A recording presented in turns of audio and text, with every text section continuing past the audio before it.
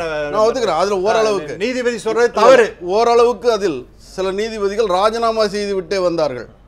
அது எல்லா இடத்துலயும் நடந்துச்சு. அது தனிப்பட்ட முறையில் நான் கேட்கிறேன். ஆகையால் நான் என்ன கூறுகிறேன், அரசியலமைப்பு சட்டத்தை கூட போனார்கள் என்பதுதான் உண்மை. அரசியலமைப்பு சட்டத்தை காப்பாற்றக்கூடிய அதிகாரம் அரசியலமைப்பு சட்டத்திலேயே நீதிபதிகளுக்கு ஏன் கொடுக்கப்பட்டுள்ளது என்றால், முழு அதிகாரம் பார்லிமென்ட்டுக்கு சென்று விட்டால் தனி மனித சுதந்திரம் பாதிக்கப்படும். நீதிபதிகளுக்கு என்று சாதாரண மக்களை கூறினீர்களே, சாதாரண மக்கள் தூக்கி எறியப்படுவார்கள். நீதியரசு அந்த ஒரு கேள்வி மட்டும், நீதிபதிகளுக்கா சட்டத்திற்கா எது நீங்க கொடுக்கப்பட்டிருக்கிறது அந்த அதிகாரம்னு சொன்னீங்களா, அந்த அதிகாரம் நீதிபதிகளுக்கா சட்டத்திற்கா? இந்திய அரசியலமைப்பு சட்டத்தில் சட்டப்படி அடிப்படையை மாற்றக்கூடாது. இது ஏன் கொடுக்கப்பட்டுள்ளது? தனி மனித சுதந்திரத்தை, சாதாரண மனிதனின் சுதந்திரத்தை அரசாங்கம் பறித்துவிடக் கூடாது என்பதற்காக கொடுக்கப்பட்டுள்ளது. ஆகவே இது தனி மனித சுதந்திரத்தை காப்பாற்றுவதற்காக சாதாரண மக்களுக்கு உறுதியளிக்கின்ற இந்திய அரசியலமைப்பு சட்டமாக எனக்கு கொஞ்சம் அதில் முரணோன்னு தோணுது. அந்த கருத்து நான் வழக்கறிஞர்கிட்ட கேட்டு வரேன், சுதாராமலிங்கத்திடம். நீங்கள் கொலிஜியம் முறை தொடர வேண்டும் அல்லது இந்த நீதிபதிகள் நியமன ஆணையம் வேண்டும் அப்படிங்கிற இந்த இரண்டில் உங்களுடைய பார்வை என்ன? அதை நீங்கள் எந்த இடத்தில் நியாயப்படுத்துகிறீர்கள்? இந்த கொலீஜியம் முறை வந்து நிச்சயமாக அந்த காலகட்டத்தில் அவர்கள் கூறிய பொழுது 1990களில் வேண்டிய ஒன்றாக இருந்தது. ஏன்னா அதுக்கு முன்னாடி எக்ஸிக்யூட்டிவுடைய இன்டர்ஃபியரன்ஸ் அதிகமாகவும் அந்த அப்பாயின்மெண்ட் முறை வந்து சரியான முறையில் இல்லாததுனாலும் கொண்டு வரப்பட்ட ஒன்று. ஏற்கனவே இவர் நண்பர் சொன்ன மாதிரி ஜட்ஜஸ் கேஸ் 1, 2, 3ன்னு இன்னும் இப்போ வந்திருக்கிறத ஜட்ஜஸ் கேஸ் 4 அப்படின்னு சொல்லிக்கிறோம். இப்போ இதில் என்ன ஆகுது அப்படின்னு சொன்னோம்னா, காலத்தின் பரிமாணத்தில் பார்க்கும் பொழுது எக்ஸிக்யூட்டிவுடைய இன்டர்ஃபியரன்ஸ் ஜுடிஷியரியில் இருக்கக்கூடாதுங்கிற ஒரு நிலைமை வரும்பொழுது, ஜுடிஷியரியே எங்களுக்கு தான் தெரியும் யார் நல்லவர்கள், யார் வல்லவர்கள், யாரை வந்து ஜட்ஜஸாக போட்டால் நல்லா இந்த ஜுடிஷியரி ஒர்க் பண்ணுங்கிறதுனால இந்த பைஃபகேஷனும் ஜுடிஷியரி தனியாக இருக்கணும், லெஜிஸ்லேச்சர் தனியாக இருக்கணும், பியூரோக்ரஸி தனியாக இருக்கணுங்கிற இந்த 3 பில்லர்ஸையும் தனித்தனியாக ஆக்கணுங்கிறது அடிப்படையான நம்முடைய பேசிக் ஃபீச்சராக இருக்கிறதுனால அது வரவேற்கப்பட்ட ஒன்றாகத்தான் இருந்தது. ஆனா காலப்போக்கில் இதுவும் கூட எல்லா இன்ஸ்டிடியூஷனும் முறைகேடாக போனது மாதிரி இதுலயும் சில இரோஷன்ஸ் வந்துருச்சு. அதனால அந்த தாக்கத்தின் அடிப்படையில் தான் இப்ப நம்ம என்ஜேஏசி வேணுமோ அப்படிங்கிற ஒரு காலகட்டத்துக்கு வந்தோம். அதை வந்து எல்லா பார்ட்டிஸும் ஒன்னா சேர்ந்துக்கிச்சு கான்ஸ்டிடியூஷன் அமெண்ட் பண்ணாங்க. இன்றைக்கு இந்த ஜட்ஜ்மெண்ட்லயே கூட நீங்க பாத்தீங்க அப்படின்னு சொன்னா ஜட்ஜஸ் ஒத்துக்கிறாங்க, ஆமா கொலீஜியம் முறையில பிரச்சனைகள் இருக்கின்றன, அதை பற்றி நவம்பர் 3ஆம் தேதி டிசைட் பண்ணுவோம் அப்படின்னு ஒன்று சொல்லுகிறார்கள். இன்னொன்னு எனக்கு ஒண்ணே சொல்லிடணும், நண்பர் வந்து லா கமிஷன் சொல்லிச்சு அப்படின்னு சொன்னாரு. லா கமிஷன் வந்து கேபிட்டல் பனிஷ்மெண்ட் கூடாதுன்னு சொல்லிச்சு, அது நிராகரிச்சு போட்டாங்க. அப்போ அந்த லா கமிஷனை பத்தி இந்த அரசாங்கம் எந்த அளவுக்கும் பெருசா ஒன்றும் கொண்டாடிக்கிட்டு இல்லை. லா கமிஷன் சொன்னதுனால இல்லை, அதிகாரம் இவர்கள் கையில் வர வேண்டும் என்பதுதான் எக்ஸிக்யூட்டிவ்க்கு ஒருமித்த கருத்தாக இருக்கிறது. இல்ல அதுல இப்போ அந்த இடத்துல இப்போ நீங்க பழைய கொலீஜியம் முறையில் தொடர்ந்த காலத்தில் கூட நான் நீதிபதியினுடைய பெயரை குறிப்பிட வரும்ல, எனக்கு நினைவு சரியா இருக்கும்னா நீங்க பரிந்துரைத்த நீதிபதிகளில் ஒரு நீதிபதியினுடைய பெயரை மத்திய அரசு ஏற்க மறுக்கிறது. அந்த நீதிபதியை தவிர்த்து விட்டு தான் அன்றைக்கு பதவியேற்பு விழா நடந்ததை நம்ம பார்க்குறோம். அப்போ நீங்க என்ன சொல்றது, அது அந்த அதிகார மையமாக அந்த அதிகாரத்திற்குள் வராவிட்டாலும் சட்டத்திற்குள் இல்லாவிட்டாலும் கூட மத்திய அரசினுடைய குரலுக்கு மதிப்பு கொடுக்கப்பட்டு கொண்டுதான் இருந்தது அப்படிங்கிற வாதம் வைக்கப்படுகிறது. இது ஒருவரும் இருக்கட்டும். ஆனால் இன்னொரு பக்கம் நீங்க வைக்கக்கூடிய வாதம் அரசியல் குறுக்கீடு நீதித்துறையில் வந்துவிடக் கூடாது அப்படிங்கிறாரு.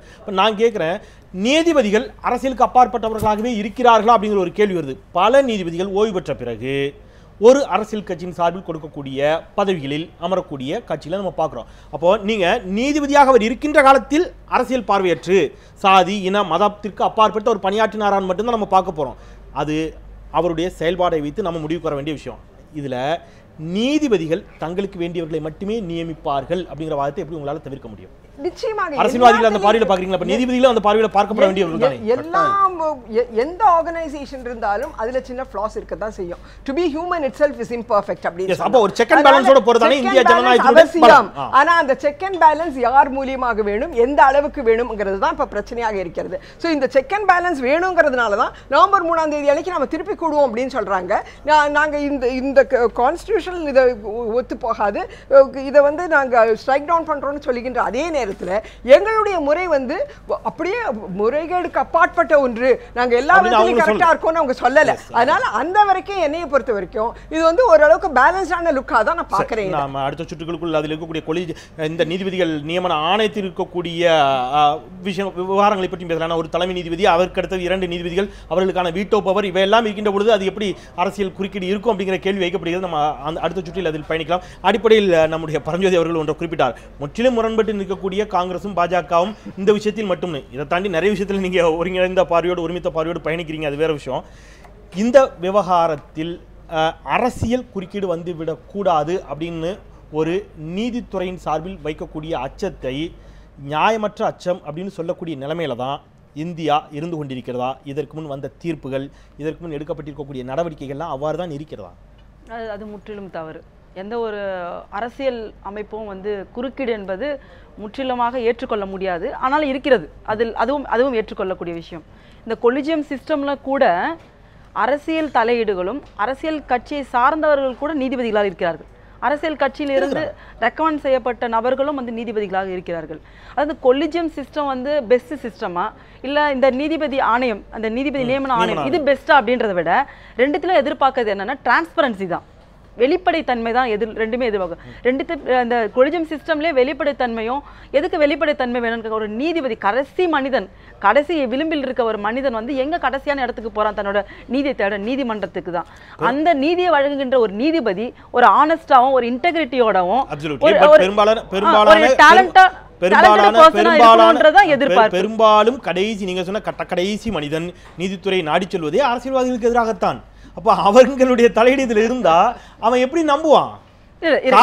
இன்னைக்கு காவல்துறை மீது வைக்கக்கூடிய பெரும்பாலான புகார் என்ன? எதை நீங்க வந்து அரசியல் தலையீடு சொல்றீங்க? இல்ல நீங்க அதுதான் சொல்றேன். நீங்க இது இன்னைக்கு நீங்க நீதிபதிகள் நியமன ஆணையம் அப்படின்னு ஒன்று கொண்டு வரீங்க. தேசிய நீதிபதிகள் நியமன ஆணையம்னு ஒன்று கொண்டு வருகின்ற பொழுது அதன் தலைவர் பிரைம் மினிஸ்டர், ரைட், சட்ட அமைச்சர் இதில் இடம்பெறுகிறார்.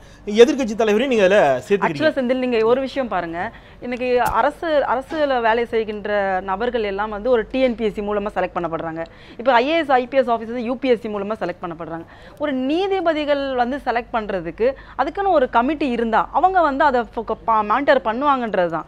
அதுல பிரைம் மினிஸ்டர் இருக்கலாம், சீஃப் ஜஸ்டிஸ் ஆஃப் இந்தியா இருக்கலாம், அப்புறம் எமினன்ட் பர்சனாலிட்டி இருக்கலாம் சொல்லப்பட்டிருக்குது. அந்த எமினன்ட் பர்சனாலிட்டி கூட யார் செலக்ட் பண்ண போறாங்க? Chief justice of India, second judge and prime minister of India வந்து செலக்ட் பண்ணலான்றதான் சொல்லப்பட்ட விஷயங்கள்.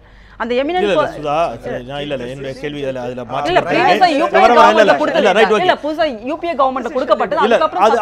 மாத்தி மாறியது இல்ல என்னுடைய கேள்வி என்பது, இந்தியாவில் எந்த தலையீடும் இல்லாத நிலையிலேயே நீதித்துறையில் அரசியல் தலையீடுகள் இருக்கிறது அப்படிங்கிற சர்ச்சையும் புகாரும் வந்து கொண்டிருக்கக்கூடிய நிலையில் உங்களுக்கு அங்க 3 சேரையும் போட்டா நீங்க என்ன செய்வீங்க? பிரதமருக்கு ஒரு சேரு, சட்ட அமைச்சருக்கு ஒரு சேரு, எதிர்க்கட்சி தலைவருக்கு ஒரு சேரை போட்டா நீங்க என்ன செய்வீங்க அப்படிங்கறத அவங்களுடைய பயமும் அச்சமா இருக்கு. நான் கேட்கறது அந்த அச்சம் இல்லாத நிலையில இந்தியா இதுவரைக்கும் இல்லைங்கிறதான பிரச்சனை. அதாவது கொலிஜியம் சிஸ்டம்லயே வந்து ஒரு டிஃபெக்ட் இருக்கிறதுனால தான் இந்த ஆணையம்ன்ற ஒரு விஷயமே எழுந்துச்சு. கொலிஜியம் சிஸ்டம் வந்து 100% கரெக்டா இருந்தா இந்த ஆணையம்ன்ற ஒரு பிரச்சனை எழுந்திருக்க போறது இல்லை. ஏன்னா இது வந்து கொலிஜியம் முறையில் இருக்கக்கூடிய சில தவறுகளை நம்ம சரி செய்து கொள்ளலாம் என்று உச்சநீதிமன்றம் சொல்லியிருக்கிறது. நம்ம மற்றும் ஒரு வழக்கறிஞர் இருக்கிறார் திருப்புகழேந்தி, கோவிலிருந்து அவருடைய தொடக்க கருத்துக்களையும் கேட்டுவிட்டு நாம் பயணிக்கலாம். திருப்புகழேந்தி வணக்கம். கொலிஜியம் முறை தொடர வேண்டும் என்பதில் பெரும்பாலானவர்களுடைய வாதம், அரசியல் கட்சிகளினுடைய தொடர்பில்லாதவருடைய வாதம் கொலிஜியத்தை வரவேற்பதும், ஏதாவது ஒரு அரசியல் கட்சியில் இருக்கக்கூடியவர்கள் கொலிஜியத்தை எதிர்ப்பதுமான போக்கே இருந்து கொண்டிருக்கிறது. உங்களுடைய பார்வை என்ன?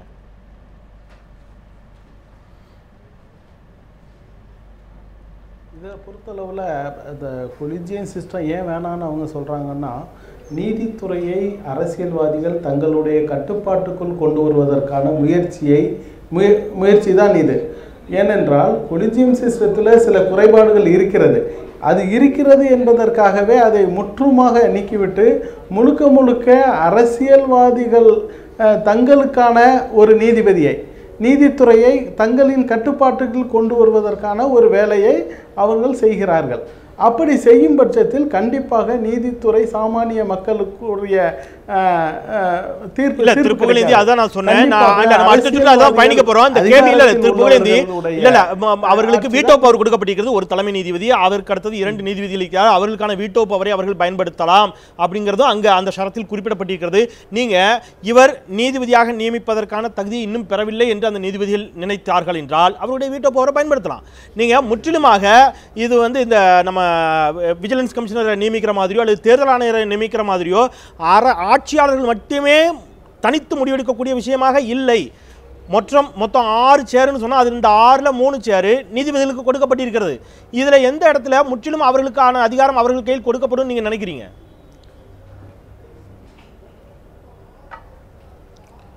இல்லை, இதில் மெஜாரிட்டி தீர்ப்பு எதுவோ அதுதான் எடுக்கப்படும். இதில் வந்து 3 பேர் வந்து கண்டிப்பாக அரசியல்வாதிகளாக இருப்பார்கள், 3 பேர் நீதிபதிகளாக இருப்பார்கள்.